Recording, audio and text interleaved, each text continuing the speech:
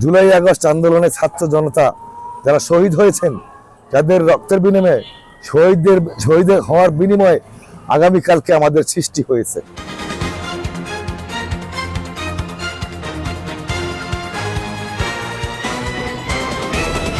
এই মুহূর্তে রয়েছে বরিশালের এক মধ্য শহরে, অর্থাৎ এটাকে বলা হয় Gorachand road. Brown compound Gorachand road brown compound একটা সংযোগ সড়কে দাঁড়িয়ে আছি।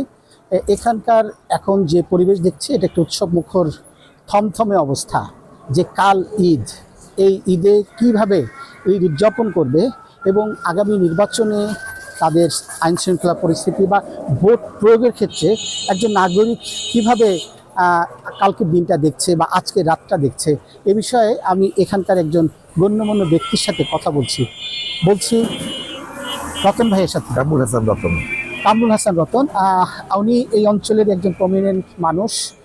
উনির রাজনৈতিক একটা দর্শন রয়েছে। আমরা জানতে চাচ্ছি যে উনি বলবেন এই যে আগামী নির্বাচন, কালকে নির্বাচন, এ ব্যাপারে আপনি নির্বাচনী ভাবনাটা কীরকম, কালকে ভোট কীরকম হবে বা রাজনৈতিক এবং প্রশাসনিক যে আইনশৃঙ্খলা পরিস্থিতি কেমন রয়েছে।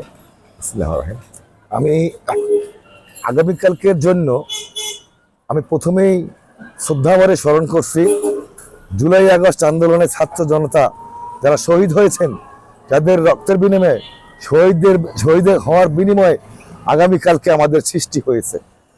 সেই জন্য আমি তাদের রুহের এবং আত্মার মাগফিরাত কামনা করছি। পাশাপাশি এই আন্দোলনে যারা সক্রিয় নেতৃত্ব দিয়েছেন, বিশেষ করে আমাদের জাতীয়তাবাদী দলের ভারপ্রাপ্ত বর্তমান চেয়ারম্যান জনাব তারেক রহমান সুদূর লন্ডন থেকে এই নেতৃত্ব দিয়েছেন, তার প্রতি আমরা শ্রদ্ধা জ্ঞাপন করছি।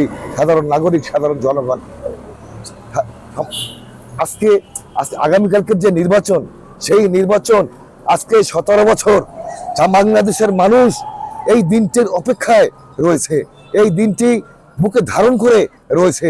তারা আগামী দিনকে স্বতঃস্ফূর্তভাবে আনন্দ ঘন পরিবেশে, আনন্দ ঈদ উৎসবের মাধ্যমে এবং সেই উৎসব বুকে ধারণ করে, সেই চেতনা ধারণ করে আগামীকালকে স্বতঃস্ফূর্তভাবে ইনশাআল্লাহ ভোট কেন্দ্রে এসে তাদের জনগণের সকল ক্ষমতার উৎস, সেই জনগণের সেই ক্ষমতা ভোট সে প্রয়োগ করবে ইনশাআল্লাহ। আইন শৃঙ্খলা পরিস্থিতি আপনি কি মনে করছেন? আইন শৃঙ্খলা পরিস্থিতি এখন পর্যন্ত আমরা ভালো দেখতেছি।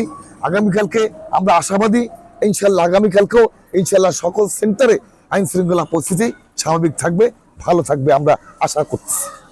আমি এই মুহূর্তে রতন ভাইয়ের কাছ থেকে জানতে পারলাম, বা উনি বলতে চাচ্ছেন যে বরিশালে এখন একটু উৎসব মুখর পরিবেশ রয়েছে এবং আগামীকাল অনেক সুন্দর এবং সুষ্ঠু এবং আইন শৃঙ্খলা পরিস্থিতি স্বাভাবিক থাকবে বলে উনি আশা প্রকাশ করছেন। আজিজ শাহিন, নেক্সট বাংলাদেশ 24।